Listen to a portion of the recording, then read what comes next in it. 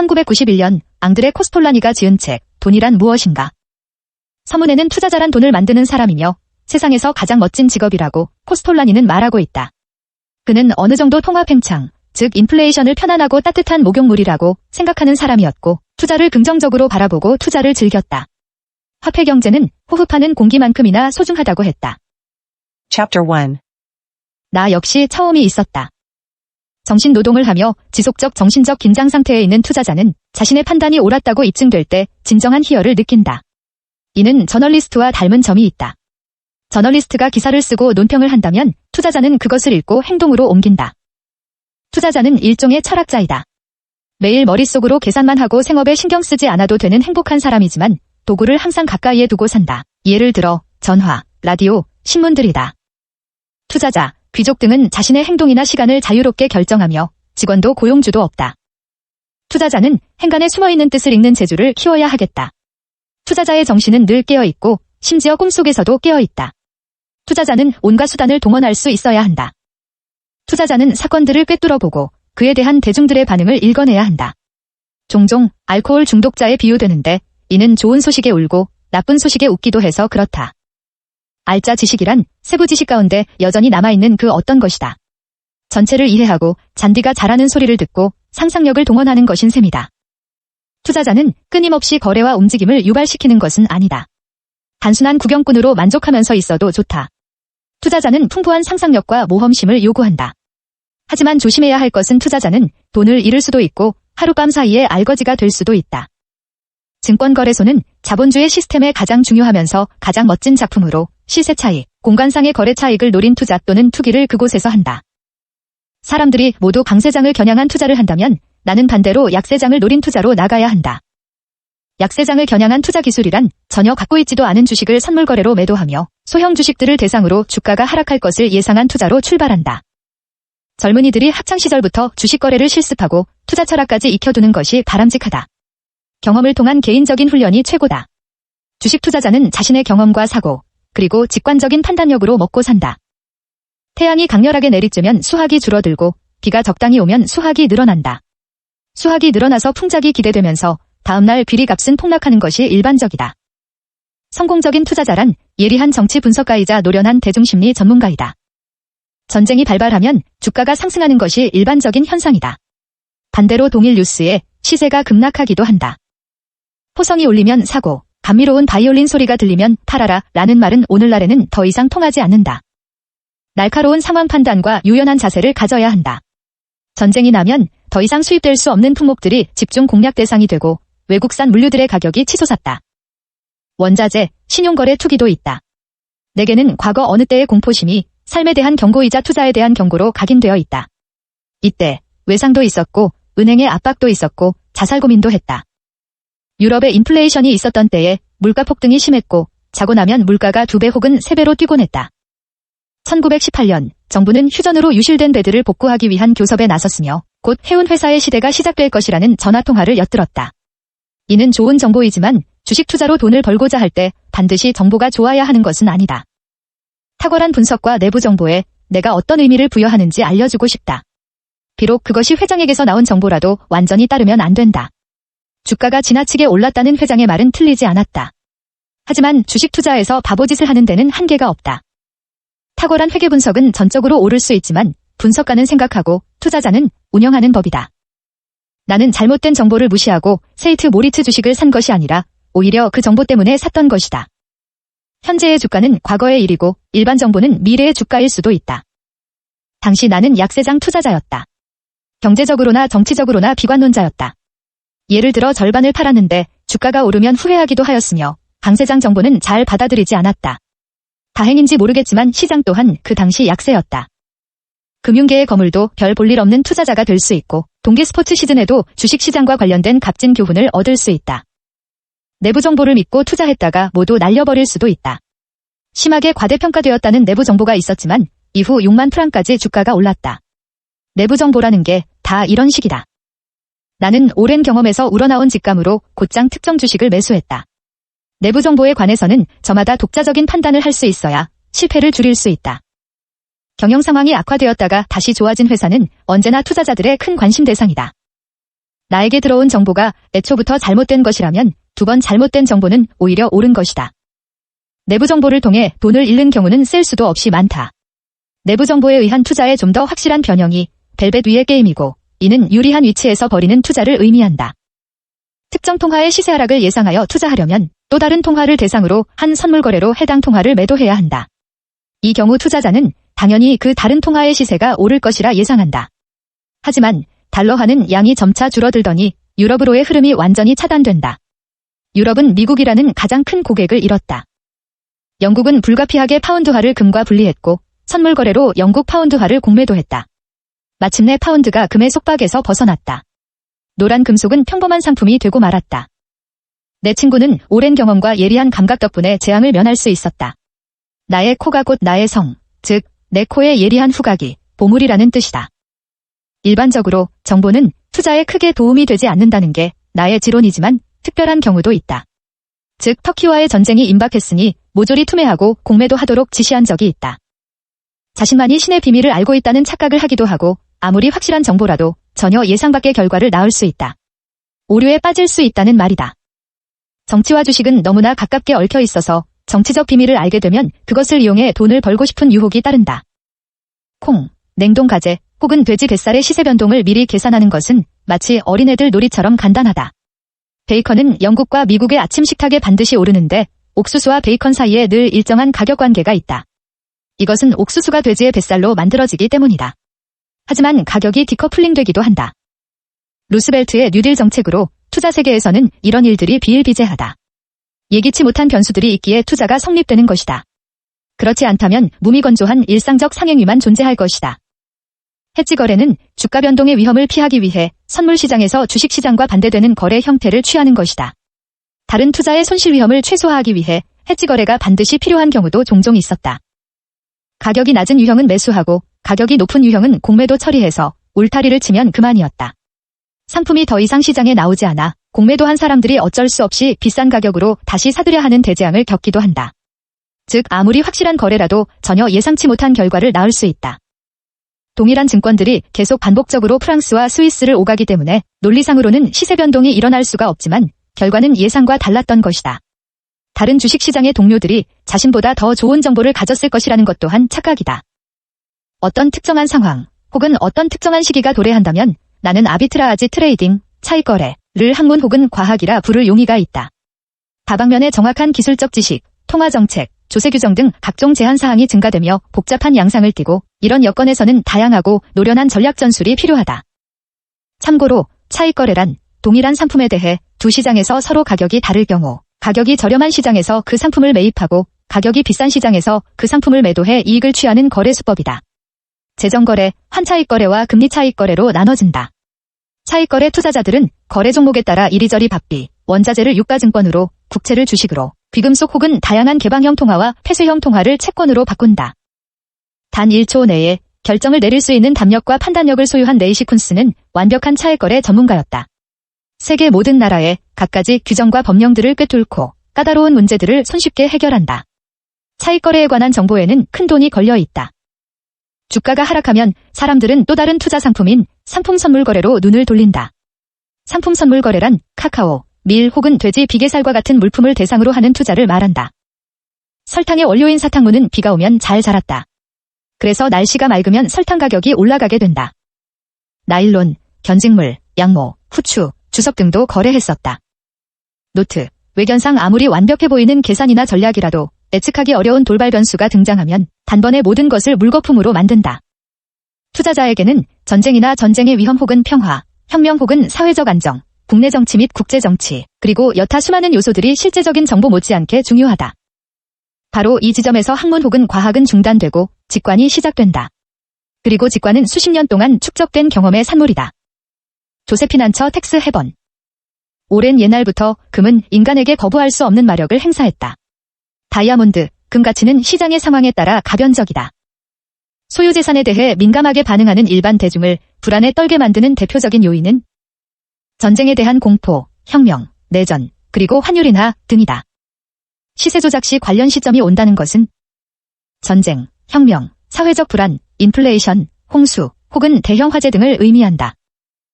강세장을 예상한 투자자들과 약세장을 겨냥한 투자자들이 있다.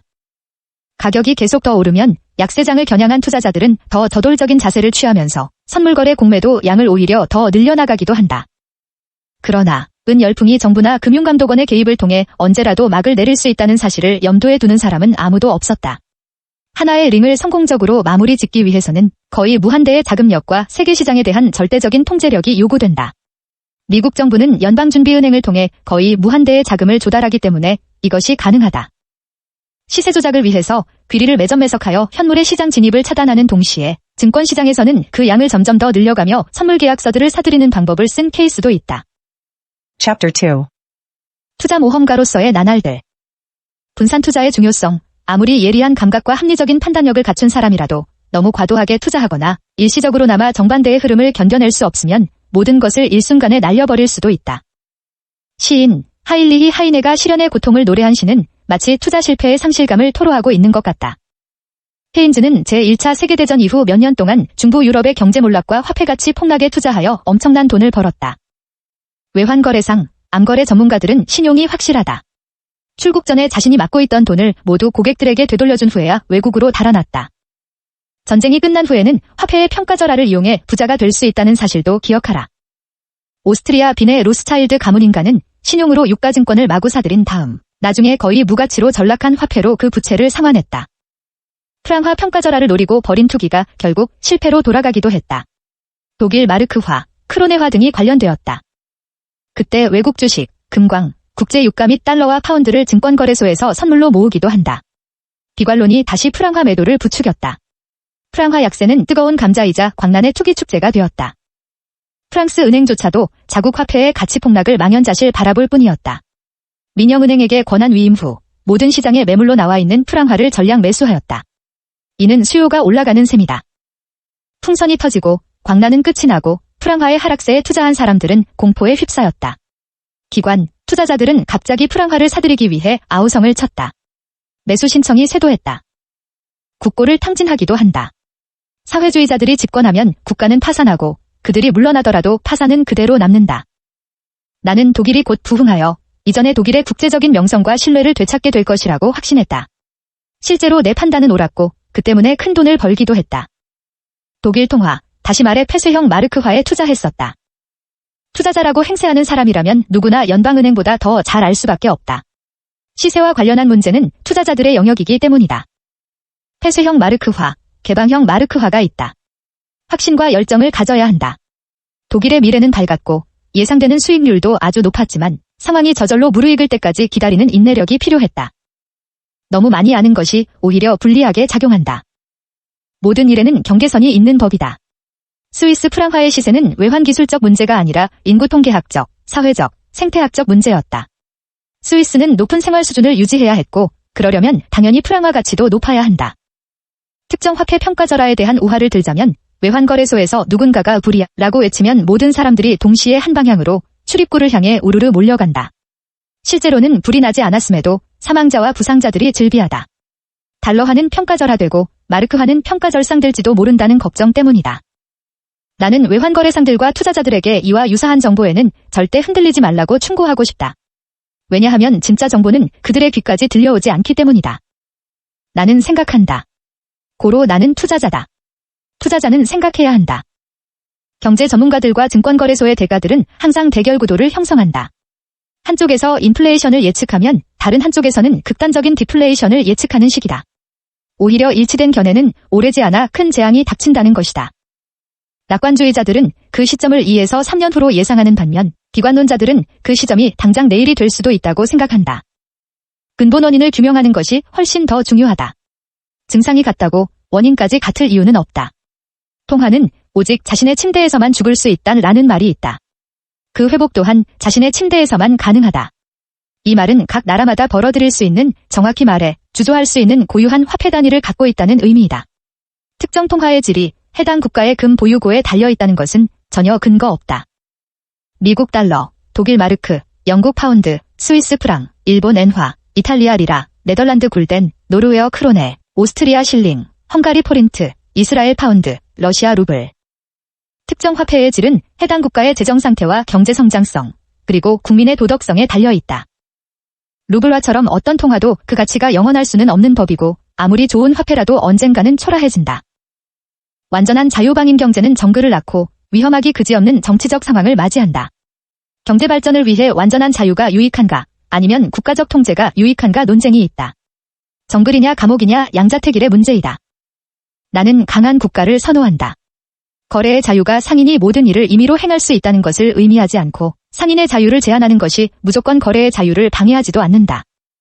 자본주의 체계를 떠받치는 세계의 기둥은 자유로운 기업활동, 이익, 자유로운 경쟁이다. 중앙은행들은 통화정책과 금리정책을 통해 시장경제에 개입한다. 정치적 의도를 가지고 국가가 통화정책, 신용정책, 관세정책, 조세정책 등을 통해 특정한 사회계층이나 산업 분야에 불이익을 주는 경우가 있다. 재능이 있거나 똑똑한 사람은 경제의 흐름을 정확히 꿰뚫어 볼 수 있지만 수십 년 경험에 비추어 볼 때 극히 드물다. 대부분의 이론은 공허하다. 실제로 실행 가능하냐는 문제도 여전히 남는다. 자유방임주의냐 계획경제냐 혹은 재정주의냐 통화주의냐 하는 문제가 있다. 재정주의는 존 케인즈 주축으로 재정위주 경제정책, 정부의 직접 개입을 제한한 것이다. 반면 통화주의는 밀턴 프리드먼을 대표로 하는 시카고 학파의 경제이론으로 시장의 경쟁 원리에 맡겨 둠으로써 시장 스스로 자동조절 기능에 의해야 한다고 주장하는 이론이다. 거대한 카지노 옵션 시장이 있다. 옵션을 위임하는 사람과 옵션을 구입하는 사람으로 나뉜다. 나는 파리, 베를린, 취리히를 무대로 엄청난 규모의 옵션 거래 경험이 있다. 옵션 거래에서는 큰 돈을 벌기도 날리기도 했다. 거대한 카지노인 셈이다. 하지만 나름의 유용한 역할을 한다. 투자를 부추기고 자금 유동성을 원활하게 만드는 것이다. 옵션 매수들은 투자자들로부터 주식을 사고 옵션 매수자가 투기꾼이라면 옵션 매도자는 자본가다. 옵션 매도자는 옵션 매수자인 투기꾼에게 급격한 시세 변동을 틈타 비교적 단기간에 큰 이익을 남길 기회를 제공한다. 대가로 일정한 액수의 프리미엄을 챙긴다.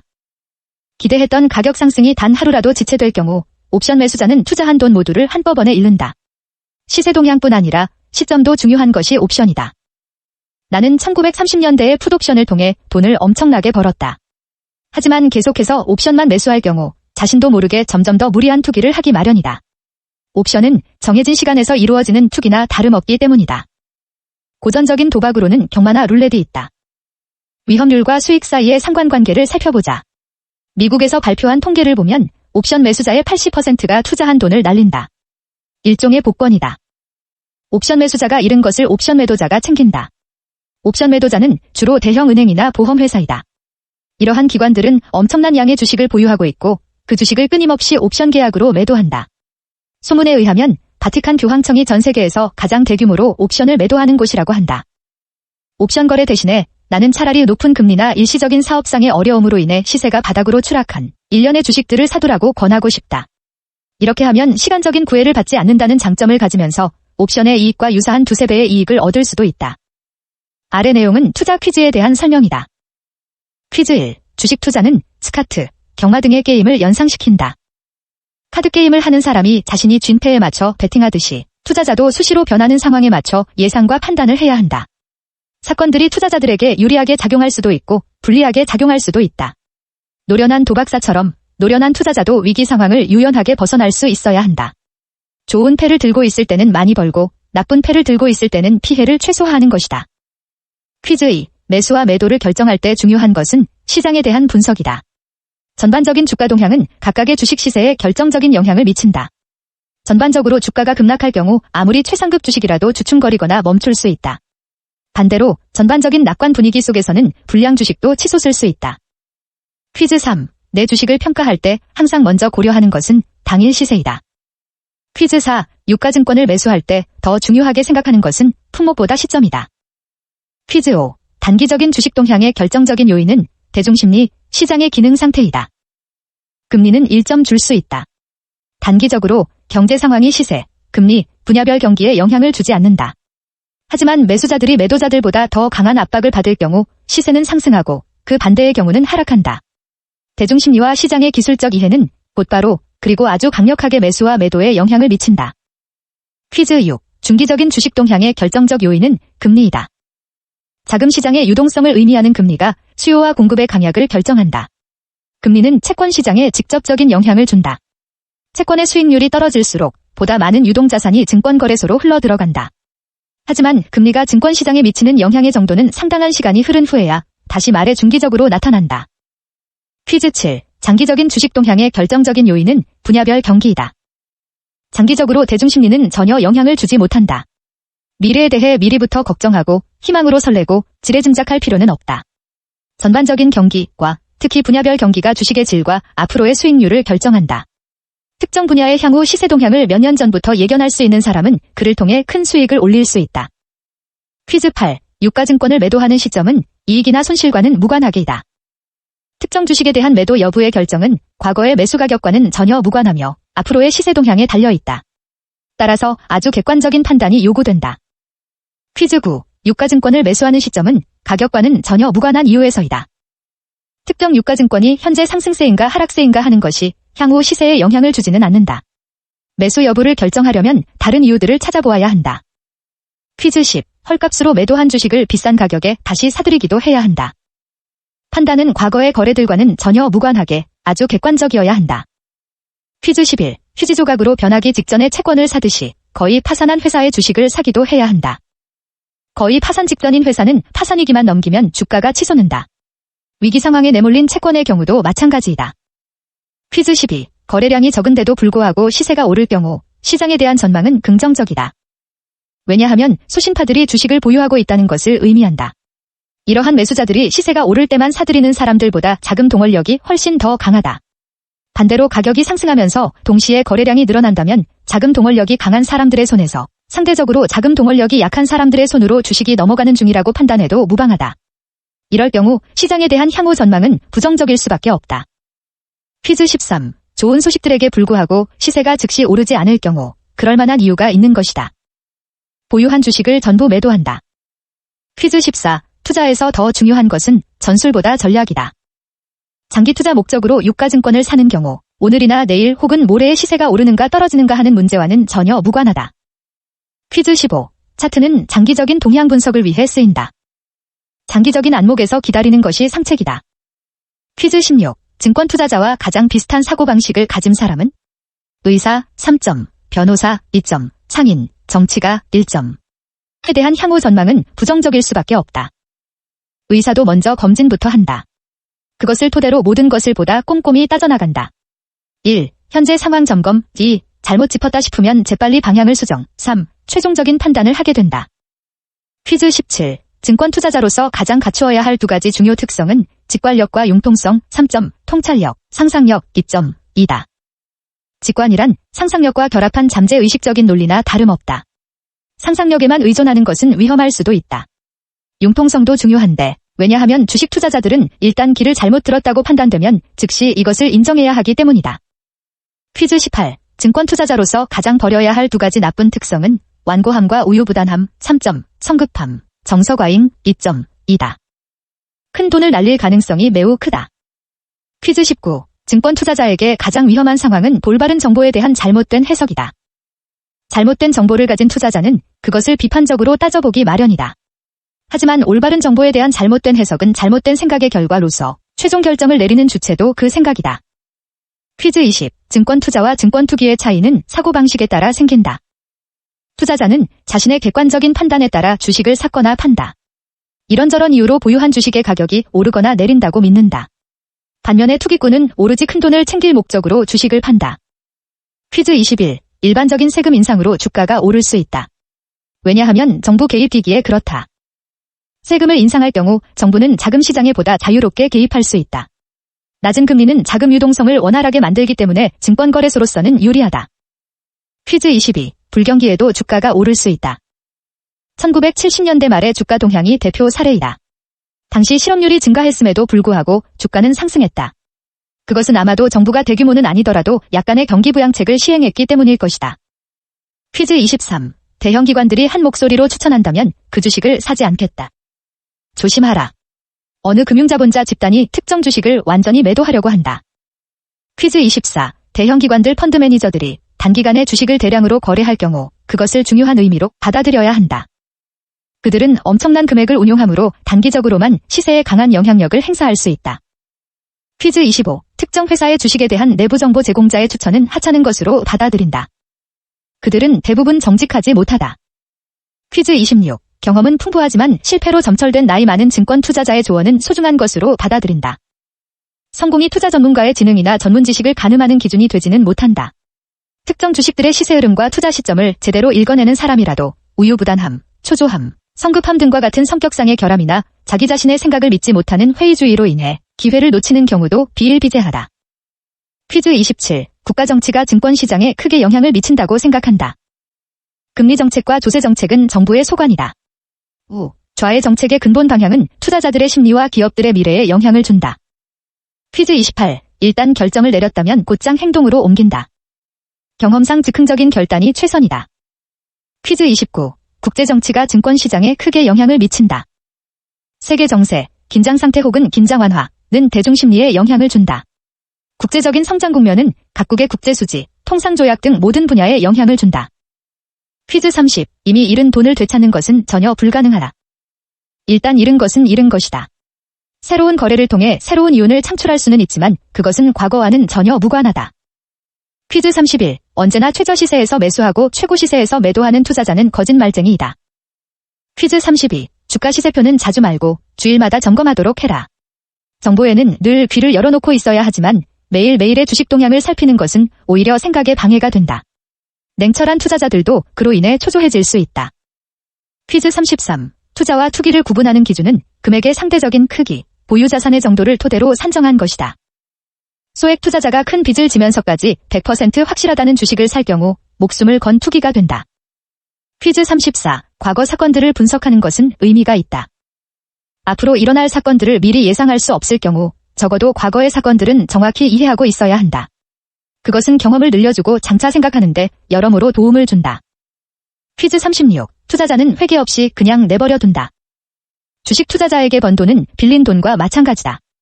더군다나 증권거래소는 악덕 고리대금업자와 다를 바 없기 때문에 빌린 돈에 대해 높은 이자를 지급해야 한다. 따라서 투자자는 회개를 해서는 안 된다. 퀴즈 36. 증시 붕괴 이후에 모든 징후들이 흐름의 반전을 예고할 경우 보합세인 주식을 산다. 그 다음 차선책은 휴지 조각으로 변하기 직전의 주식. 시세가 급락하거나 약간 하락은 주식은 0점이다. 탄탄한 주식들이 보합세를 보일 경우 우리가 알지 못하는 그럴 만한 이유가 있다. 가격이 바닥까지 폭락한 주식들은 거의 파산 직전에 회사의 것일 가능성이 높다. 상황에 따라서는 이러한 주식들도 매수 대상이 될 수 있다. 퀴즈 37. 세계 최대의 컴퓨터 제작사인 IBM이 독점권 때문에 컨트롤 데이터사를 상대로 소송을 걸었다. 어느 회사가 유리할까? 컨트롤 데이터이다. 거대 기업이 상대적으로 규모가 훨씬 작은 기업을 상대로 소송을 제기할 수밖에 없는 경우라면 그것은 작은 기업에게 보내는 경의의 표시로 해석할 수 있다. 소송의 대상이 된 기업은 머지않아 분명 탄탄대로를 걷게 될 것이다. 퀴즈 38. 국회의 석유붐에 참여한 회사들 가운데 당신이 선호하는 대상은 오직 국회에만 투자한 회사들이어야 한다. 대기업들의 경우 국회의 석유 채굴이 그리 큰 역할을 하지 못한다. 퀴즈 끝. 경험 부족, 돌발 상황에서 자제력, 약간의 예행훈련과 몇 차례 실패가 필요하다. 금융투자는 과학학문이 아니라 예술이다. 증권 예술가로서의 재능이 필요하다. 수학적, 직선적 사고가 아닌 상상력을 활용하라. 10억 주식 사는데 1.5억의 빚은 오케이다. 반드시 빌리는 금액보다 훨씬 많은 유동자산을 보유한 경우에만 외상으로 주식 투자를 할 수 있다. 빌린 돈을 주식을 사는 것은 많이 불리하고 위험하고 심지어 비극적일 수 있다. 반대로 빚을 지지 않는 상황이 투자자에게 큰 자신감과 배포를 줄 수 있다. 대중심리에 관해서 대중이 아이젠하워의 재임 가능성에 대한 희망을 버리는 순간 공황 상태가 도래했다. 일반 대중이나 부한회동하는 투자자들은 차분하거나 노련하지 못하다. 프랑스 군대가 알제리와 전쟁을 하던 상황에서 엄청난 돌발 상태가 발생했는데 대통령에게 반기를 든 것이다. 나는 빚이 없었기에 증권거래소에 가지 않았다. 만약 외상으로 주식을 매수했다면 나의 논리 전체가 완전히 뒤흔들렸을지도 모른다. 왜냐하면 빚에 대한 두려움 때문에 두뇌가 다른 식으로 작동했을 터이니까. 온전히 내 돈을 투자하여 소량으로 사는 쪽을 택해라. 가격이 오를 때까지 장기간 기다릴 수 있다. 확실한 흐름, 즉 자금 유동성 플러스 대중심리 플러스 경제를 타고 투자를 해야 한다. 경제 여건의 악화와 이전의 높은 금리로 인해 궁지로 내몰리면서 엄청난 부채를 안게 된 기업들의 주식을 사는 것도 방법이다. 폐하, 어느 정도 부당이득 행위가 없으면 우리는 살 수 없습니다. 오늘날 정부 관료 입장에서 말하면 약간의 인플레이션이 없으면 우리는 살 수 없습니다. 왜냐하면 적절한 인플레이션이 없다면 자유세계의 경제는 질식하고 말 것이기 때문이다. 인간의 몸이 때때로 알코올, 카페인, 니코틴과 같은 물질을 요구하듯이 경제 또한 이와 유사한 자극제를 필요로 한다. 이유는 국가, 도시, 크고 작은 기업, 건물주, 상인 모두 다 많은 부채를 안고 있어서 약간의 인플레이션이 없이는 빚더미에서 헤어날 방법이 전혀 없기 때문이다. 애초에 빚을 지게 된 계기가 물가가 계속 오를 것이라는 기대 심리였다. 물가가 계속 오르지 않으면 전 세계가 파산 국면에 처할 수도 있다. 인플레이션이 제로 상태가 되면 채무자들은 자신들의 의무를 제대로 수행할 수 없을 것이다. 채무자들이 몰락하면 채권자들도 덩달아 몰락할 수밖에 없다. 독일 등 인플레이션을 철저히 통제하려고만 할 경우 1920년대의 역사가 증명하듯이 실로 끔찍한 결과를 낳게 된다. 1920년대에 허버트 후버 미국 대통령은 디플레이션 정책으로 세계사에서 가장 참혹한 경제 붕괴를 야기시켰다. 아이젠하워 대통령 시절 경기 침체와 대대적 실업 사태, 영국 통화 안정 정책, 프랑스 통화 긴축 정책. 인플레이션이 큰 악이라면 디플레이션 정책은 이보다 훨씬 무시무시한 악이다. 결국에는 사회주의와 전혀 다를 바 없는 국가 자본주의로 귀착되는 것이 디플레이션 정책이다. 인플레이션 시절에는 벌집 건드린 듯 대중공포, 벌들의 히스테리 발작이 난다. 꿀벌들은 미친 듯이 주위를 맴돌며 사람들을 공격하면서 그로 인해 자신들의 생명까지 위험하다는 사실도 깨닫지 못한다. 여기서 꿀벌들은 일반 예금주들이고 애써 모아둔 재산이 사라질지도 모른다는 두려움이 생긴다. 대다수의 사람들은 병 때문이 아니라 약으로 죽어간다. 인플레이션에 대한 부정적인 시각부터 바뀌어야 한다. 병을 치료하기 위해 먼저 인위적으로 환자의 열을 올리듯이 인플레이션이라는 질병의 경우에는 이자율을 높일 필요가 있다. 물론 일시적으로는 고통스럽겠지만 아주 효과적인 방법이다. 그리하면 광적인 투자 열기에 제동이 걸릴 것이다. 달러화의 지속적인 하락과 계속되는 물가 인플레이션이 투자를 이끌어왔기 때문이다. 6개월의 여유기간이 있다고 그 돈으로 투자를 할 수는 없다. 그건 완전 도박이다. 변수가 무수히 많기 때문이다. 상품 선물 거래는 금, 구리, 고무, 설탕, 합판 등을 담보로 한 부채나 다름없다. 상품과 통화에 대한 무차별적인 투기는 인플레이션을 계속 끌어올리고 세계로 확산된다. 왜냐하면 금값이 오르면 사람들은 구리, 고무 등 다른 물품들도 덩달아 사들이기 때문이다. 프랑스는 1990년대 초에 금투기 열풍의 여파로 임대료와 토지 가격이 50%나 뛰었다. 극약 처방은 금리 인상이다. 투자의 귀재인 앨런 그린스펀이 1987년 가을에 도입한 금리 인상 정책에 무모한 투기꾼들을 벌을 받아야 했고 아울러 높은 이자까지 지불해야 했다. 전 세계의 투기꾼과 투자자들을 움츠러들게 했다. 급기야는 1987년 10월에 블랙먼데이와 그 결과들은 외환 투기가 주식시장에 얼마나 큰 영향을 줄 수 있는가를 보여주었다. 인플레이션에 대한 두려움, 인플레이션에 대한 기대감. 나의 인플레이션 정의는 인플레이션은 욕조 속의 물이라서 적당한 온도를 유지해야 함. 너무 뜨거워지지 않도록 항상 경계심을 늦춰서는 안 된다. 물이 계속 뜨거워지면 결국 욕조는 폭발하고 만다. 인위적으로 조성된 수요의 도움으로 치솟은 가격은 비현실적이다. 실제적인 공급, 수요 관계에서 자연스럽게 형성된 시세만이 현실적이다. 자본주의 시스템은 경제정책, 사회정책, 대외정책, 군비정책, 금리, 통화량, 환율 등과 같은 다양한 바퀴들이 섬세하게 맞물려 작동하는 거대한 기계장치이다. 환율이라는 바퀴는 격렬한 외환 투기를 통해 가동되므로 종종 공회전을 하기도 한다. 바로잡을 방법은 없다. 특히 상품 가격에 직접적인 영향을 미치는 금 투기가 여기서도 거대하고 파괴적인 역할을 한다. 금과 상품 가격의 상관관계를 알기에 적당한 일화가 있다. 뉴욕 상품거래소의 한 흑인 수의왈, 저곳에서 금값이 1~2% 오르면 투기꾼들이 다른 모든 원료품으로 몰려들어 그 가격을 치솟게 한답니다. 금은 상품들의 출정을 이끄는 깃발과 같은 존재다. 외환 투기꾼들은 은행을 통해 큰 돈을 마음대로 움직일 수 있는 자유재량권이 있다. 옛 속담에 자물이 가난한 귀족이라도 부유한 유대인보다는 돈이 많다는 말이 있다. 영국은 외환 투기꾼들이 상상하는 것보다 훨씬 많은 외환을 보유하고 있다. 금융시장은 사실 너무나 사악해서 정반대 방향으로 향하기 일쑤다. 요동칠 때 도를 넘는 외환 투기를 하면 치명타를 입을 수도 있다. 남반구 채무국들의 빚과 동구권 국가들의 빚이 전 세계 인플레이션 주요 원인들 가운데 하나이다. 유일한 해결책은 설비의 자동화와 경영의 합리화를 통해 경제 생산성을 높이는 것이다.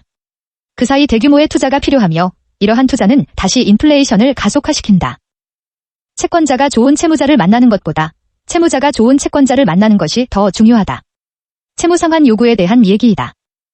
멕시코, 브라질, 아르헨티나 등 국가들은 단지 안정된 외환에 대한 유동성이 부족하고 그런 상태가 장기간 지속되고 있을 뿐이다. 지리학자들 보고에 따르면 멕시코에는 사우디아라비아보다 많은 석유가 매장되어 있다. 당장 쓸 수 있는 현금이 없을 뿐이다. 은행 사업이란 결국 돈을 빌려가는 사람에게 높은 이자를 받고 반대로 돈을 빌리는 사람에게는 낮은 이자를 지급함으로써 유지된다. 이자 차액의 일부로 감가상각을 충당한다. 만약 금광과 플루토늄 광산을 발견한 덕분에 채무국가들이 모든 빚을 일시에 청산하게 되었다고 가정하면 분명 엄청난 혼란이 야기될 것이다. 1조 달러가 넘는 액수의 유동자산이 한꺼번에 쏟아져 들어오면 은행들은 새로운 고객 유치를 위한 전쟁을 하며 의심스러운 채무자들도 고객에 편입된다. 이에 부실기업들이 양산되고 투기 열풍이 확산되면서 무시무시한 인플레이션이 몰아닥치고 그 여파로 물가와 임금이 가파르게 치솟을 것이다. 그들은 국제적인 금융체계의 붕괴, 달러의 공급 과잉, 달러 폭락, 반대로 달러 가치 인정과 상환 요청 등을 우려하고 있지만 그런 붕괴는 결코 일어나지 않을 터이다. 국가재정 파탄, 금리 대란 등 이 모든 것들은 헛소리에 불과하다. 탄탄한 인프라 구조들, 엄청난 원자재 재고량, 각종 실험실들, 최고 수준의 기술, 산업적인 역량 등 서유럽 국가들이 갖추고 있는 유형자산과 무형자산의 가치는 우리가 상상할 수 있는 것보다 훨씬 더 크다. 그의 유동자산이 한꺼번에 쏟아져 들어오면 은행들은 새로운 고객 유치를 위한 전쟁을 하며 의심스러운 채무자들도 고객에 편입된다. 이에 부실기업들이 양산되고 투기 열풍이 확산되면서 무시무시한 인플레이션이 몰아닥치고 그 여파로 물가와 임금이 가파르게 치솟을 것이다. 도박은 이길 수도 있지만 반드시 잃게 마련이다. 그리고 잃은 돈은 되찾을 수 없다. 헝가리와 프랑스 사람들은 오히려 공부에 소질이 없는 가장 둔한 아들을 증권거래소로 보낸다. 대부분은 대단한 성공을 거두고 천재의 신분으로 격상된다. 본능적으로 놀이하는 인간, 호모 루덴스다. 투자의 신은 귀리와 호밀 사이에 당시 상식 수준을 크게 벗어나 투자처로서 아주 매력적인 시세 차이가 형성되었다는 사실을 알아낸다. 예상대로 가격이 치솟았고 오래지 않아 다시 자신의 재산을 형성했다. 우리는 잘못된 생각들에 미혹되어 평생 오류 속에서 진실을 깨닫지 못하기도 한다. 증권거래소에서 가장 유용한 단어들은 다음과 같다. 아마도, 바라건대, 어쩌면, 10중 8구, 그럼에도 불구하고, 비록 땡땡이지만, 특히, 내 생각에, 내가 믿기로는, 하지만, 아마 분명, 내 추측으로. 오늘날의 금융시장에서 가장 큰 위험은 처리할 수 없을 정도로 너무 많은 현금이 돌아다닌다는 사실이다. 은행가는 솔로몬처럼 현명하고, 아리스토텔레스처럼 똑똑하고, 삼손처럼 강하고, 무두셀라처럼 나이가 지긋해야 한다. 완벽한 암거래상이란 낯선 도시에 첫 발을 내딛는 순간, 애들아, 여기서 절대 해서는 안 되는 일이 무엇이니? 라고 묻는 사람이다. 부유한 바보는 늘 부자라고 불리지만 가난한 바보는 그저 바보일 뿐이다. 능력이 있다는 말은 같은 환경 출신의 다른 사람들보다 더 많은 돈을 가졌다는 것을 의미한다. 기술자는 술에 취한 상태로 일을 해서는 안 된다. 하지만 투자자에게 술은 도리어 덕이 되기도 하는데 왜냐하면 술기운이 심리적 압박감을 없애주기 때문이다. 나는 증권과 관련해서 늘 올바른 답을 갖고 있다. 하지만 올바른 질문을 갖고 있지는 못하다. 증권가의 오랜 진리 중 하나 시세란 더 이상 오를 수 없으면 반드시 떨어진다. 대부분의 경우 소문이 시세를 만드는 것이 아니라 시세가 소문을 만들어 그것이 계속 연쇄 반응을 일으킨다. 진짜로 현명한 주식 투자자는 바보들의 언어도 이해하는 사람이다. 자본주의의 적들에 대한 나의 공격성은 지금까지 계속 이어지고 있다. 대부분 정치와 경제의 도구로 작용하는 것은 독재 체제가 아니라 독재자다. 경제정책에서 순항이란 현실과의 조화이다. 우리의 목표는 부자가 되는 것이 아니라 독립적인 존재가 되는 것이다. 소액 예금주들을 대상으로는 현실적으로 가능한 것만 조언해야 한다. 투자자라면 누구나 적어도 한 번쯤 반짝 아이디어를 떠올린다. 하지만 그것을 제때 활용하지 못하면 아무런 의미가 없다. 언제 또다시 그런 기회가 찾아오겠는가? 충고하건대 공격적으로 나가라. 나처럼 나이 많은 투자자들의 가장 큰 불행은 경험은 풍부하지만 무모한 모험심은 잃어버렸다는 것이다. 철저한 투자자는 3배 내지 4배의 수익이 예상되는 유가증권만 매수한다.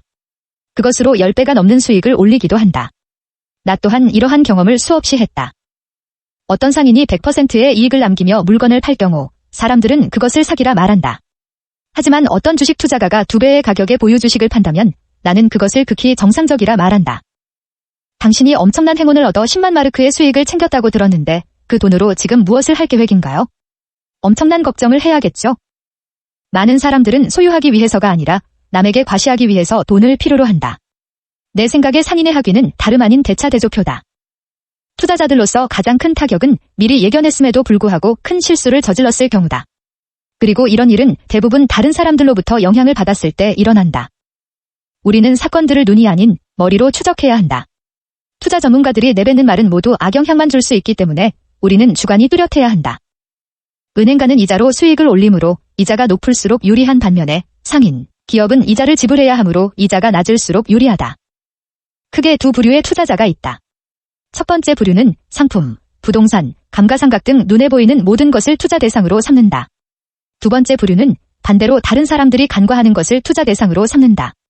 지적인 주식 투자자들도 이 부류에 속하는데 그들은 주로 다른 사람들이 그 가치를 간과하는 주식, 유가증권 등을 투자 대상으로 삼는다.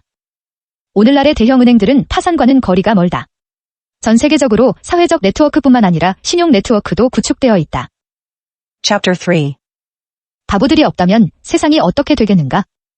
대중심리는 증권시장의 수수께끼를 푸는 열쇠이다. 무엇이 증시를 요동치게 만드는가? 사건들과 사건들에 대한 일반 투자자들의 반응이다. 주식 투자자가 성공하려면 1. 사건들을 예견하고 그 사건들을 대하는 일반 대중의 태도를 예측할 수 있어야 한다. 왜냐하면 증시란 좋은 소식에 울고 나쁜 소식에 웃는 알코올 중독자처럼 언제 어디로 튈지 모르기 때문이다. 증시는 알코올 중독자, 조울증 환자, 심술쟁이. 변덕스러운 대중들의 심리는 예측이 불가능하다. 하지만 기대심리와 두려움 사이에 이러한 동요가 단기적으로 증권 시세를 결정한다. 즉, 두려움에 사로잡힌 사람들이 헐값에 매도하고 희망에 부푼 사람들이 대량으로 매수할 시점이다. 대중의 10% 소수만이 투자에 성공한다. 다수가 실패한다. 프랑스 심리학자가 1895년에 발표한 군중심리제는 군중의 심리는 예측할 수 없다. 비밀은 심지어 군중이 아주 현명하고 사려 깊은 사람들로 구성되어 있더라도 상황은 마찬가지다. 왜냐하면 좁은 공간에 아주 지적인 사람들로만 가득 채워졌다고 해도 이들 군중은 이성이 아닌 감성에 의해 좌지우지되기 마련이다.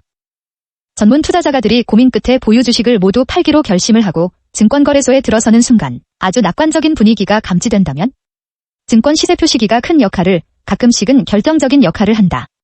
수십만 명의 사람들이 모든 거래를 나타내는 시세 표시기를 방향키로 삼는다. 증권 시세 표시기는 전쟁터의 깃발과 같다. 깃발이 높이 휘날리며 꼿꼿하게 앞서가면 군인들은 그 뒤를 쫓아 힘차게 행진한다. 깃발이 쓰러지고 승리의 진군이 멈춰질 수도 모른다는 두려움이 엄습하면 용기는 일순간에 사라지고 대열은 뿔뿔이 흩어진다.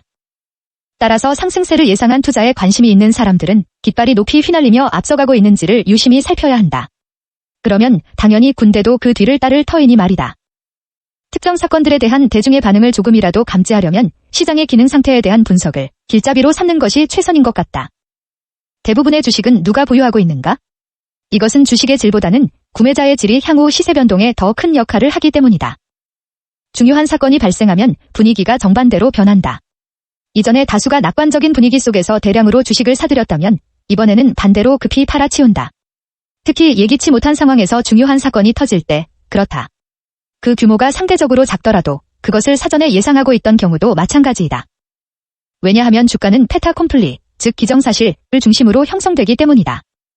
페타 콤플리, 즉 기정사실이란 미래에 결정될 악재나 호재가 이미 결정되어 있다고 간주하는 것이다.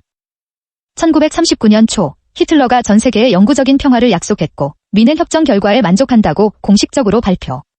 향후 무력 도발은 절대 없을 것이라는 히틀러 씨의 약속이 있었지만 그렇지 않았다. 미국을 제외한 모든 사람들의 예상을 깨고 히틀러는 체코슬로바키아 공격, 푸틴은 우크라이나 공격. 영구적인 평화라는 달콤한 희망은 일순간에 사라져버린 것, 급격한 하락세는 몇 달째 이어졌다. 전쟁에 대한 공포감은 점점 더 커져만 갔다. 사람들 사이에서 만일의 사태에 대비하려면 보유한 유가증권들을 헐값에라도 팔아 현금을 손에 쥐는 게 더 유리하다는 분위기가 서서히 형성되었다. 이는 지극히 논리적인 반응이다. 도대체 이런 상황에서 누가 구매자로 나설까? 1. 히틀러는 곧 퇴각할 것이라고 확신하고 있던 낙관론자들이 첫 번째 고객이다. 2. 설령 전쟁이 일어나더라도 그리 오래 계속되지는 않을 것이라고 판단한 사람들이 두 번째 구매자. 3. 주가가 이미 크게 떨어졌기 때문에 전쟁과 상관없이 매수할 시점이라고 생각한 사람들이 세 번째이다. 주로 기관 투자자들이 보유한 현금도 굴리고 더불어 시세 차익도 챙긴다는 속셈일 것이다. 특히 8월에 독일, 소련이 연합하고 다시 폭락세가 발생한다. 11월에 프랑스와 영국이 독일 정부에 선전포고를 했다. 그런데 깜짝 놀랄 상황이 전개된다. 은행들은 지불 유예도 없고 외환거래도 계속되고 주가가 천정부지로 치솟았다. 전쟁의 반작용으로 주가가 폭등하리라고 누가 상상이나 할 수 있겠는가? 여기에는 시장의 기능 상태와 페타 콤플리 등 다양한 원인이 있다. 겪어본 사람들에게 전쟁은 곧 인플레이션을 의미했다. 인플레이션, 즉 화폐 가치의 폭락은 제1차 세계대전을 떠올리게 되었다. 따라서 그들은 가능한 한 빨리 현금을 다시 유가물로 바꾸고 싶어 했다. 전쟁은 곧 인플레이션이고 화폐 가치의 폭락이다. 부동산은 단시일 내에 거래할 수 있는 대상이 아니었다. 유일한 방법은 주식을 다시 사들이는 것이다. 그나마 주식이 현금보다 나아 보였던 것이다. 그래서 주가는 한동안 폭등세를 이어갔다. 그러다 독일이 네덜란드를 침공하자 주가가 하락세로 돌변 본격적인 전쟁이 시작되었다는 사실을 깨달음. 6월 중순까지 이어지고 다시 독일군이 파리 점령하는 시점에 다시 새로운 국면이 전개된다. 이러한 대중심리에서 자유로워지는 방법은 없을까? 쉬운 일은 아니다. 왜냐하면 다수의 판단에 역행하기로 이론을 세워놓고도 결단이 요구되는 마지막 순간에 생각하기를 어떻게 해야 하는지 잘 알고 있어? 하지만 이번만은 예외다라는 식으로 생각하기 때문. 나중에야 비로소 집원도 역시 다를 바 없었다는 사실을 확인하게 된다. 투자자는 잘 훈련되어 있어야 하고 냉정하고 냉소적이어야 하고 약간 거들먹거리는 태도로 당신들은 모두 엉터리고 나만 제대로 보고 있는 거야 라는 식의 생각도 할 수 있어야 한다. 증권시장은 심술쟁이, 청개구리처럼 때로는 사람들이 기대하는 것과 정반대 방향으로 움직이기도 한다. 어쩌면 엄청난 수익에 고무된 지나친 자만심에 대한 경고이자 벌일지도 모른다. 이익은 환상이고 손실만이 진짜다. 이 사실을 절대 잊지 마시길 바란다. 대부분의 투자시장의 주기적인 움직임은 모두 3단계 국면이 있다. 강세장의 3국면은 조정국면, 지나치게 떨어졌던 시세가 현실적이고 합리적인 수준에서 조정된다. 적응국면, 이전의 비관적인 분위기가 점차 낙관적인 분위기로 바뀌면서 매일 시세가 상승한다. 과열국면, 주가가 시시각각으로 올라간다. 시세와 분위기가 서로 끌어가며 함께 상승. 상승한 주가가 분위기를 장밋빛으로 만들고 다시 주가를 끌어올림. 시세를 결정하는 것은 결국 대중의 심리이다. 한편 약세장의 3국면은 조정국면, 지나치게 올랐던 시세가 현실적이고 합리적인 수준에서 조정된다. 적응국면, 불리한 사건들, 금리 인상, 경기 악화, 비관론 등이 투자자들이 불안하게 만든다. 과열국면, 가라앉은 시세가 어둡고 비관적인 분위기를 조성하고 주가는 추풍낙엽처럼 무너져 내린다. 주식이 휴지 조각으로 변하면서 일종의 공황 상태가 된다. 3국면에서는 강세장이든 약세장이든 반대 양상을 기대할 수 있는 근거가 충분히 있음에도 불구하고 강력한 충격이 가해지지 않을 경우 순전히 심리적 요인에 의해 좌우되는 최종 국면은 아주 천천히 진행된다. 그러다가 어느 날 특별한 이유도 없이 시세 흐름이 돌변한다. 전문 투자자들까지 경악 속으로 몰아넣는다. 그리고 얼마 후면 다시 순환적인 반대 흐름이 시작된다. 마치 자연에서 밀물과 썰물이 끊임없이 꼬리를 물고 반복되듯이 증권시장에서도 두 갈래 흐름이 자리를 바꿔가면 지속 반복하는 것이다. 소신파와 부한해동파라는 두 부류의 투자자들이 있다. 그들의 판단은 오롯이 쓰리치, 즉 돈, 인내, 사고력의 결과다. 코스톨라니의 달걀이 말해주는 노련한 투자자의 전략은 가능한 가장 낮은 지점에서 매수하는 경우과 가장 높은 지점에서 매도하는 경우에서 거래를 성사시켜 수익을 극대화하는 것에 초점을 맞춘다. 내가 정의하는 인내는 둔감하게 행동하기이며 욕구 참기이다. 자질구레한 사건마다 민감하게 반응하고 싶은 욕구를 참아내는 뚝심이다.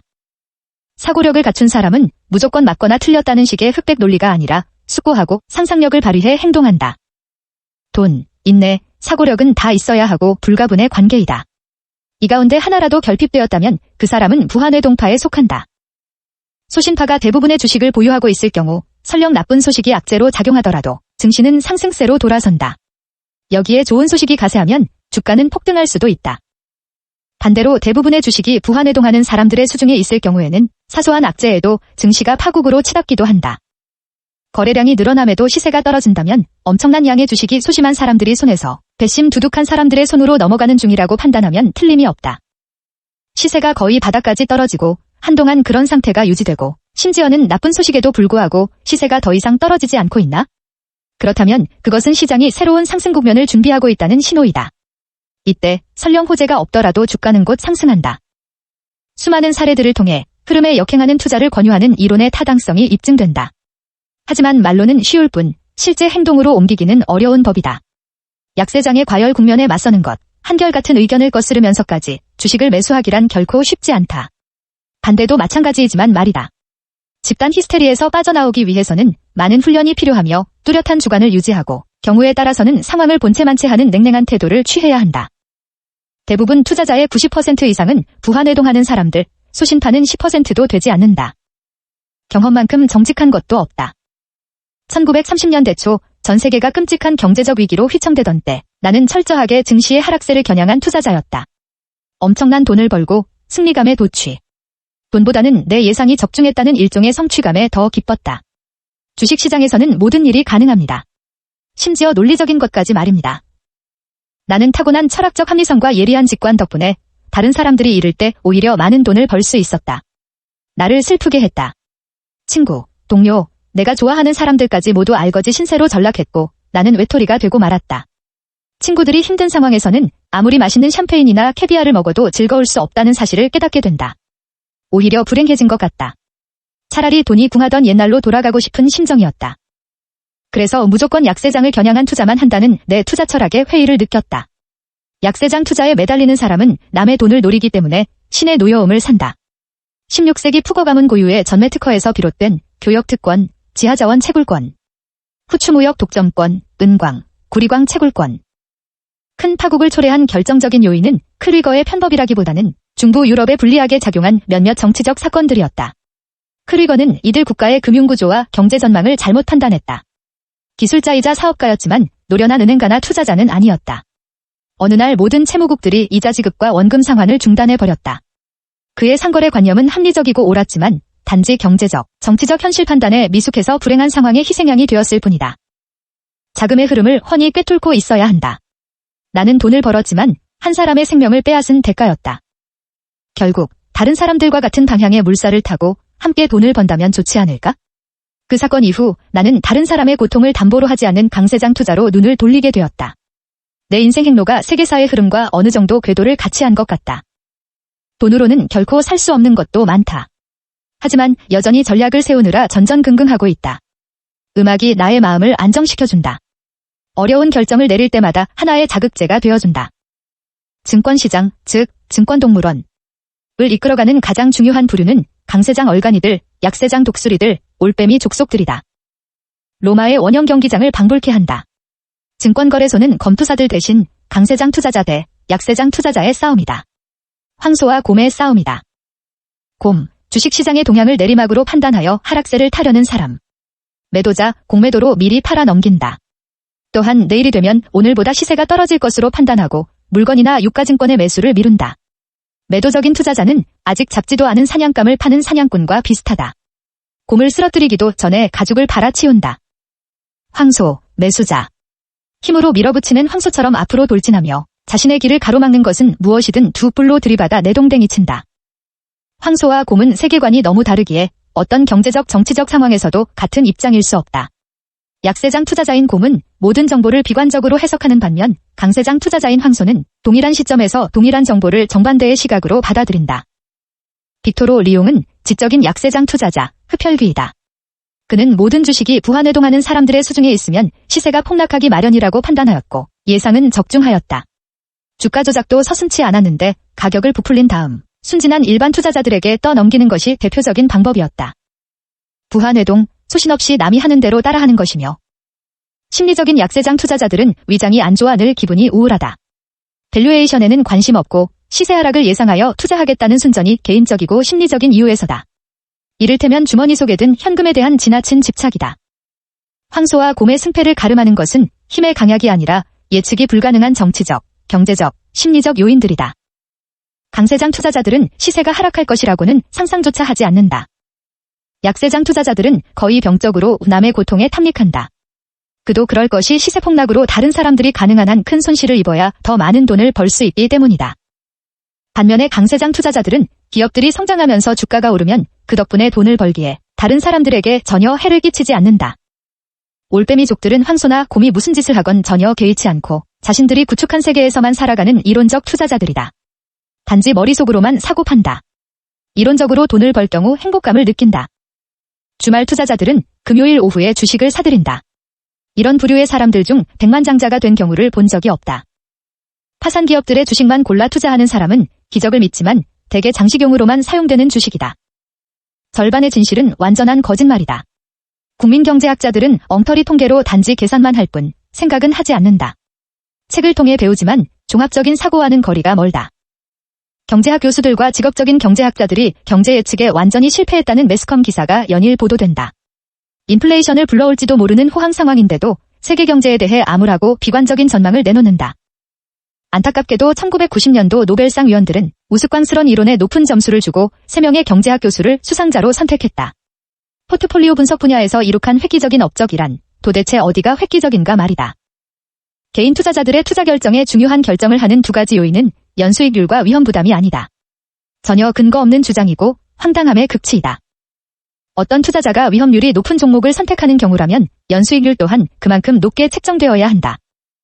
상관관계가 약한 회사로 포트로 구성하라는 얘기는 너무 당연한 얘기이다 라는 뜻이다. 1920에서 1960년 동안 활동한 메이저 앵거스는 포트폴리오 및 유가증권을 분석한 권위자라고 하는데 이미 100년 전부터 수많은 명저가 이 분야에 있었다. 오히려 65년 전 나이 많은 어느 노 투자자의 분석의 조언이 더 훌륭하다. 모든 것은 주식의 양보다는 바보들의 머릿수가 맞냐 적냐에 달려있다. 증권시황 분석기사에서 중요한 세 마디는 오직 증시가 약세로 마감했다 정도이다.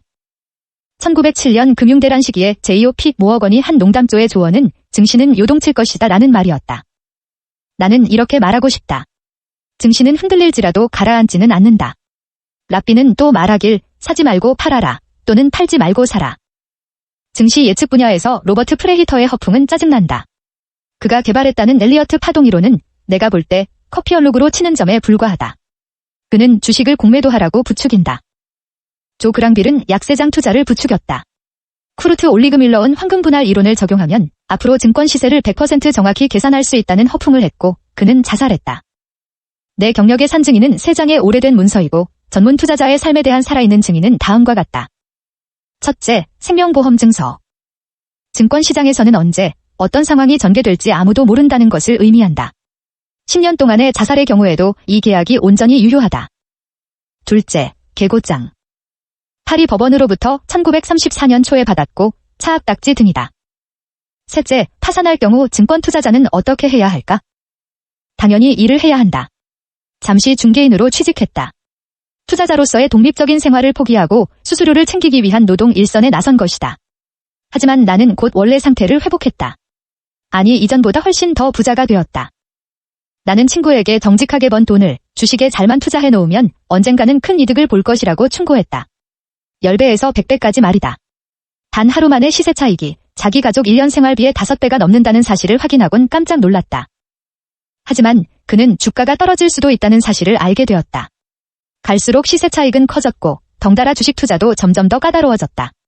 급기야 스트레스, 신경과민으로 쓰러져 병원으로 실려갔다. 투자 열병이란 주식을 손을 쥐고 있을 때는 주가가 떨어질지 몰라 두렵고 주식을 사두지 않았을 때는 주가가 오를지 몰라 조바심을 낸다. 인류가 존재하는 한 과거에도 현재에도 그리고 미래에도 투자자와 투자는 항상 존재해왔으며 또 존재할 것이다. 즉 인간은 놀이하는 존재 호모 루덴스로 태어나서 놀면서 이기기도 하고 지기도 하는 바 놀이하는 존재로서의 인간은 영원히 사라지지 않을 것이라는 것이 투자의 역사이다. 미끼는 다름 아닌 돈이다. 나는 투자자를 종종 알코올 중독자와 비교하곤 한다. 다시는 술을 입에 대지 않겠다고 다짐한다. 그러다가 저녁 어스름이 되면 마음이 바뀌고 전날과 같은 밤을 맞이하게 된다. 그러니 다른 관점에서 보면 이런 중독 현상이 꼭 나쁘다고만 말할 수도 없다. 바보들이 없다면 세상이 어떻게 되겠는가? 주식시장은 또 어떻게 되겠는가? 도박꾼의 가장 큰 즐거움은 이기는 것이고 두 번째로 큰 즐거움은 지는 것이다. 왜냐하면 도박꾼의 즐거움은 이기는 것과 지는 것 사이의 긴장에서 오기 때문이다. 프랑스 극작가 몰리에르 너무 많이 아는 바보는 아무것도 모르는 사람보다 2배나 더 어리석다. 이는 주식 투자에도 그대로 적용된다. 정직한 채무자란 상속인을 실망시킬지언정 채권자는 실망시키지 않는 사람이다. 투자자는 증시의 흐름을 뒤쫓는 것이 아니라 증시의 흐름보다 앞서 나가야 한다. 투자자는 나이가 들면서 모든 것을 잃을 수도 있다. 하지만 그때까지 쌓아온 경험만은 그대로 남는다. 전쟁은 너무나 중요한 문제라 군인들에게만 맡겨놓을 수는 없다. 경제도 교수들이나 경제학자들에게만 맡겨놓아서는 안 된다. 증권시장에서 가장 위험한 것은 돌발 변수다. 전혀 예상하지 못한 상황에서도 침착함과 객관성을 유지하는 투자자는 거의 없다. 대부분 증시 붕괴의 원인은 객관적인 숙고가 아니라 대중심리적인 현상이다. 대중심리적인 반응을 설명하자면 누군가가 하품을 하면 곧 모든 사람이 하품을 한다. 누군가 헛기침을 하면 그 즉시 홀 전체가 헛기침 소리로 채워진다. 투자 펀드들이 높은 수익을 올리고 있으면 그것은 상승세의 제3국면, 과열이 끝나간다는 것을 의미한다. 많은 자산가들은 일생의 3분의 1은 돈을 모으는데 두 번째 3분의 1은 그 돈을 지키는데 마지막 3분의 1은 그 돈을 자식에게 물려줄 방법을 고심하느라 보낸다. 인플레이션은 민주주의의 대가다. 정확히 표현하자면 선동정치의 대가다. 왜냐하면 어떤 의회도 감히 인플레이션을 막기 위한 강력한 조처들을 나서서 관철시키지 못하기 때문이다. 국가부도, 금융위기, 한마디로 말짱 헛소리다. 주가 동향을 안정세로 보느냐 약세로 보느냐 하는 것은 전적으로 투자자의 입장에 달려있다. 동일한 시세를 두고 강세로 판단하는 사람이 있는가 하면 약세로 판단하는 사람도 있다. 이것은 자신이 지고 있는 빚의 정도에 따라 다르다. 강세장 투자자들은 주가가 떨어질 때 입은 손실보다 주가가 오를 때 그 주식을 사두지 못해 놓친 이익을 더 안타까워한다. 투자자는 저녁에는 어떤 착상을 떠올리고 아침에는 비판적인 태도를 취하고 낮에는 과감하게 결단을 내려야 한다. 볼테르는 아무리 나쁜 상황이라도 좋은 결과를 낳을 수 있다라고 말했는데 그것은 주식 거래에도 그대로 적용될 수 있는 명언이다. 주식 투자자는 체계적인 사람이 아니라 즉흥적으로 생각하고 판단하는 사람이다. 증권 거래에서 우리가 무엇을 해야 할지 알려주는 것은 우리의 감정이고 무엇을 피해야 할지 알려주는 것은 우리의 지성이다. 주식을 살 때는 낭만적이어야 하고 주식을 팔 때는 현실적이어야 한다. 그리고 그 사이의 시간에는 그것에 대해 완전히 잊어버려야 한다. 옵션을 산다고? 그것은 어음을 발행하는 것과 같다. 일단 서명을 하고 나면 시간이 얼마나 빨리 흐르는지 실감하게 된다. 증권거래소에서는 확실히 늙은 생강이 맵다. 붐이 일기 직전이나 붕괴가 발생한 직후에는 정적만이 흐른다. 그 사이에 일어나는 것은 히스테리적인 소동에 불과하다. 약세장 투자, 즉 공매도는 똑똑한 사람만 이해할 수 있다. 머리가 나쁜 사람은 무엇을 어떻게 사야 하는지, 무엇을 사면 안 되는지를 전혀 알 수 없다. 문학작품이란 10%의 영감과 90%의 땀으로 이루어지는 것이다. 주식의 경우, 땀은 곧 경험과 같다. 증권시장에서 모두가 아는 사실은 내게 전혀 무의미하다. 인플레이션은 채권자의 지옥이자 채무자의 천국이다. 주식 투자자의 90%는 주관적인 판단력은 고사하고 아예 생각 자체가 없는 사람들이다. 대부분은 맹목적으로 대중심리를 쫓는다. 과도한 투자 열풍을 잠재우는 특효약은 손실이다. 분석가는 생각하고 증시는 제멋대로 방향을 튼다. 주식 투자자가 모든 것을 알 필요는 없고 단지 모든 것을 이해하기만 하면 된다. 하지만 이해했다고 해서 그대로 실천에 옮겨서는 안 된다. 아무리 열정적인 투자자라도 가끔씩은 휴식을 취하며 잠시 증시의 흐름을 관망하는 것이 필요하다. 투자자가 모든 것을 알 필요는 없고 단지 모든 것을 이해하기만 하면 된다. 하지만 이해했다고 해서 그대로 실천에 옮겨서는 안 된다. 증권거래소로 가는 대신 낚시하러 가는 게 유리한 경우도 있다. 무엇을 해서는 안 되는지를 두고 보다 깊이 생각할 수 있다. 대부분의 투자자들은 젊어서 날린 돈을 나이 들어 다시 벌어들인다. 내 지갑은 왼쪽 오른쪽이 아니라 미국에 있다. 즉, 좌파 우파를 신경 쓸 일이 아니다. 현명한 여성이라면 약세장 투자자를 애인으로 두는 것이 바람직할 것 같다. 그러면 평생 돈 때문에 고생할 일은 없을 터이니까 말이다. 증권시장에서 절반의 진실은 완전한 거짓말이다. 대형 금융기관들은 결코 모범생들의 집합체가 아니다. 미국 대통령이 24시간 가동시킨 유일한 공장은 돈을 찍어내는 조폐 공장이다. 사람들은 종종 주가가 계속 하락함에도 불구하고 시장이 안정적이라고 말한다. 정반대로 주가가 계속 상승함에도 불구하고 시장의 기능 상태가 불안정하다고 말하기도 한다. 절대 주식과 열애에 빠져서는 안 되며 비상시에는 그것으로부터 쉽게 벗어날 수 있어야 한다. 기차와 주식은 절대 뒤쫓아가서는 안 된다. 기다려라. 그러면 곧 다음 기차가 온다. 주식 투자에서 가장 어려운 두 가지 일은 손실을 받아들이고 작은 이익에 연연하지 않는 것이다. 그보다 더 어려운 일은 뚜렷한 주관을 갖고 다수와는 정반대로 행하는 것이다. 증권시장에서 어떤 사건이 심리적인 영향력을 행사하려면 잠시도 지체해서는 안 된다. 다음 날이면 벌써 그 사건은 까마득히 잊혀지기 마련이다. 정부가 특정 조처에 대해 강하게 부인하면 할수록 나중에 시행될 가능성도 그만큼 더 커진다. 성공한 사람들은 벼락부자가 아니라 단순한 시간의 흐름 속에서 재산이 형성되었다. 주식 투자는 쉽지 않다. 너무 쉽다면 광부, 벌목공 같은 중노동자가 존재할 리 없다. 누구나 투자자가 될 터이니까 말이다. 철저한 낙관론자가 갑자기 비관론자로 바뀐다는 것은 증시 흐름에 큰 전환점이 이루어지고 있다는 신호다. 물론 정반대, 즉 비관론자가 낙관론자로 갑자기 바뀌는 경우의 경우도 마찬가지이다. 이때는 가능한 한 빨리 증권시장에서 발을 빼는 것이 현명하다. 신경과민인 투자자가 가장 신경이 곤두서는 순간은 주식을 보유하지 않은 상태에서 증시가 급등하기 시작할 때다. 투자에 성공하려면 깊이 생각하되 단순하게 행동해야 한다. 가장 큰 성공은 전문가의 조언과 정반대로 투자하여 돈을 버는 경우다. Chapter 4. 할 때다. 확신과 열정, 나의 투자 모험은 끝나지 않았다.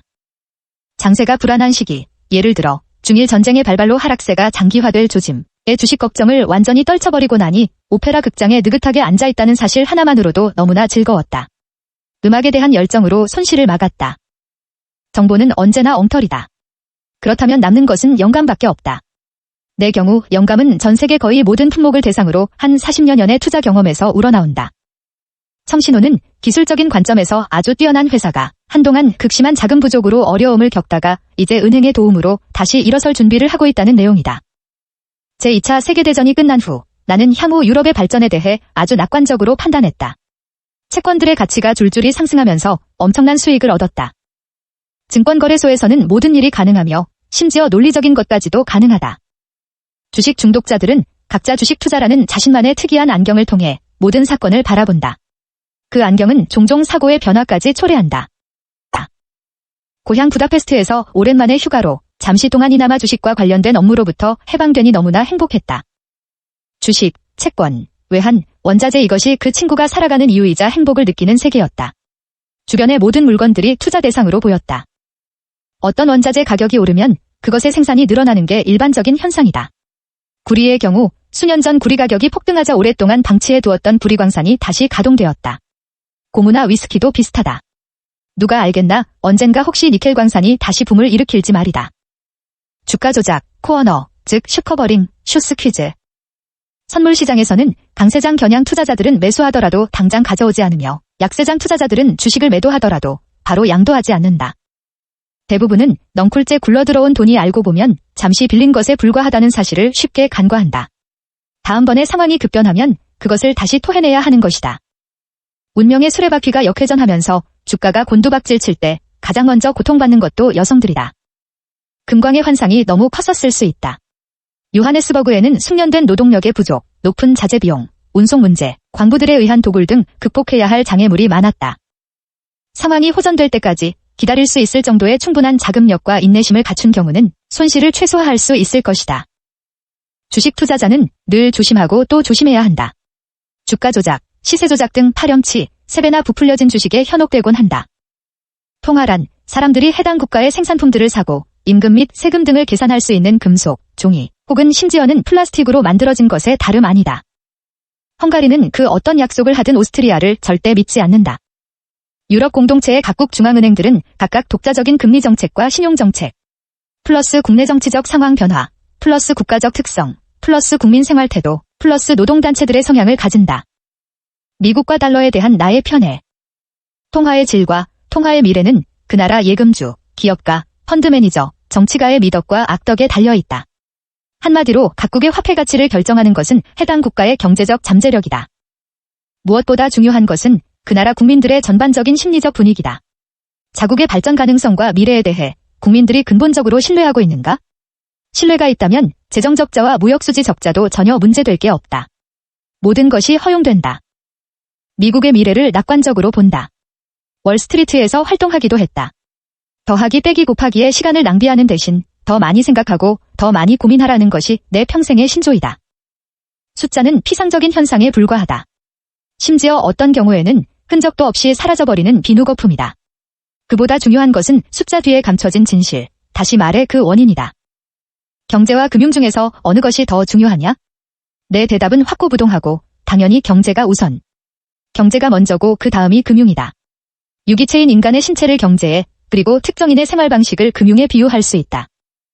레이건 대통령은 현실주의자이자 실용주의자였다. 인플레이션과 대규모 실업사태라는 두 가지 문제를 한꺼번에 해결하려는 계획을 추진했다. 전문가들, 경제학자들, 회계사들은 웃고 콧방귀를 뀌었지만 책의 온갖 규범과 강령이 무조건 실제와 부합하지는 않는다. 미국은 엄청난 잠재력을 갖고 있다.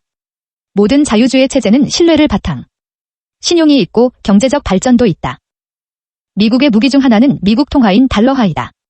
미국의 재정 적자와 천문학적 액수의 부채는 노 프라블럼. 오히려 정상적인 비용으로 처리되고 있다. 미국에서 통화량을 조금만 늘려도 유럽은 돈이 흘러 넘치게 된다. 반대로 미국에서 조금만 통화 긴축 정책을 펼쳐도 유럽은 위험한 디플레이션을 걱정하게 된다. 사람들은 미국인들이 분수에 넘치는 생활을 하며 버는 것보다 더 많이 소비한다고 비난하고 있다. 달러의 귀환. 대부분의 사람들은 미국 통화의 하락세를 극히 논리적이고 자연적인 현상으로 받아들인다. 제대로 생각하지 않기 때문이다. 구매력을 토대로 평가할 경우 미국 달러의 가치는 평가절하되고 있다. 다른 통화와 대비하여 특정 통화의 가치를 정확히 산정하는 것은 사실상 불가능하다. 외환도 주식처럼 가변적이기 때문이다. 다임러 혹은 IBM의 실제 가치가 얼마인지 누가 알 수 있겠는가? 다시 말해 달러화의 가치도 투자에 의해 결정되는 것이다. 나는 외환 투자를 미궁, 혹은 좀 더 정확히 말해 정신병원이라 부르고 싶다. 예를 들어 영국은행의 추정에 따르면 전 세계적으로 매일 6천억에서 7천억 달러가 거래되는데 이 중 최대 5%만이 세계무역에 필요한 액수다. 그리고 나머지는 순전히 도박용이다. 유대인들이 통화를 계속하고 있다. 달러를 팔겠습니다. 사겠습니다. 팔겠습니다. 라면서 말이다. 독일 연방은행은 인플레이션과 싸워야 하는데 그러기 위해서는 달러화 평가절하, 높은 금리라는 두 가지 무기밖에 사용할 수 없기 때문이다. 달러 가치가 1.45 마르크로 폭락한다고 가정해보자. 그 결과가 독일 연방은행으로 고스란히 되돌아간다. 제3의 무기인 세금 인상이 어떤 정치적인 이유에서 더 이상 작동하지 않을 경우 상황은 더욱 악화된다. 매도 포지션이란 슛 포지션을 말한다. 1980년대의 달러의 가치가 폭등한 것처럼 돌발 변수는 늘 있기 마련이다. 투자자들은 항상 정신을 바짝 차려야 한다. 지나치게 평가절하된 통화에 대한 시장 개입이 논리에 어긋난다는 것이다. 달러 시세는 언제든지 폭등할 수 있다. 특히 미국이 무역수지 적자로부터 벗어날 경우 그럴 가능성이 크다. 미국 통화의 가치를 어떻게 평가하느냐? 는 질문에 오스트리아 여성의 답변은 1달러는 늘 그래도 1달러죠. 수수료를 챙기는 것만이 증권 중개인들의 주된 관심사다. 최종 목적은 고객의 이익이 아니라 언제나 자신들이 받는 수수료이다. 진정한 중개인은 절대로 직접 투자에 나서지 않는다. 밀, 귀리, 옥수수 등의 곡물을 대상으로 한 선물 거래. 농장주들은 풍작이 예견되면 자신들의 예상 수확량의 몇 배를 더해 선물로 매도했고 반대로 흉작이 예견되면 자신들의 예상 수확량의 몇 배를 더해 선물로 매수했다. 밀, 보리, 귀리, 고무 등의 곡물도 마찬가지이겠다. 중개인들의 첫 번째 신조는 수수료이다. 그리고 그에 대한 마법의 주문은 거래량이다. 왜냐하면 거래되는 주식량이 많으면 많을수록 증권회사들의 수익도 그만큼 증가하기 때문이다. 철학자 모르치 코브라하가 말하길 자전거는 계속 굴러가야 한다. 전 세계 거의 모든 증권거래소들은 연통관의 법칙에 따른다. 단추 하나를 누르면 즉시 수천 킬로미터 떨어진 곳까지 그 파급 효과가 미친다. 쿠웨이트의 수장이 어떤 결정을 내리면 금세 토론토의 금광 관련 회사들의 주가가 상승한다. 파리에서 대형 금융사건이 터지면 그 여파로 뉴욕에서 파운드화 가치가 폭락한다. 한마디로 전 세계 곳곳에서 매일매일 일어나는 갖가지 사건들이 주식시장과 통화시장, 상품거래소, 아니 전 세계 금융계에 크고 작은 영향을 끼치는 것이다. 돈을 향한 인간의 끝없는 욕망이 그 배경에 있다. 돈을 얻기 위해서는 합리적인 사고뿐만 아니라 속임수와 비밀정보가 동원되기도 하고 심지어는 사람들의 무지와 태만을 이용하기도 한다. 뉴욕 증권거래소가 문을 닫고 나면 샌프란시스코, 호놀룰루, 도쿄, 서울, 홍콩, 봄베이, 텔아비브, 아테네, 밀라노, 프랑크푸르트, 런던 순으로 장이 마켓이 열린다. 증권거래소는 좀 더 나은 삶을 추구하는 인간의 근원적 욕망에서 빚어지는 성공과 좌절의 파노라마이며 매력적인 곳이다. 주식 투자자들의 부류는 낙관주의 비관주의로 나뉘고 투자에 대한 사고를 그대로 반영한다. 투자자들과 도박꾼들은 적어도 자본주의 경제체계에서는 아주 중요한 역할을 한다. 수익 창출이라는 원래의 목적을 추구하는 과정에서 증권거래소를 통해 자본을 유통시킨다. 자본주의 체제에서 나는 노동이 아닌 온갖 술수와 모험 덕분에 늘 풍족한 삶을 누려오고 있다. 나에게 증권시장과 투자는 늘 새로운 매력으로 다가오는 주제다. 지난 70년 동안 1906에서 1999년 93년의 삶에서 70년을 투자했고 나는 저 다채롭기 그지없는 주식 투자의 세계와 열애에 빠져 있었다. 나는 인생은 70세부터라고 말한 적이 있다. 75세라고 고치고 80세로 다시 고치기까지 했다. 이것들을 부정하면서 이렇게 말하고 싶다. 주식 투자자의 인생은 85세부터가 시작이다. 앙드레 코스톨라니는 1906년 헝가리 부다페스트에서 태어나서 1999년 프랑스 파리에서 93세의 나이로 돌아가셨다. 85세에 이 책을 썼다는 것도 놀라운 일이다. The end.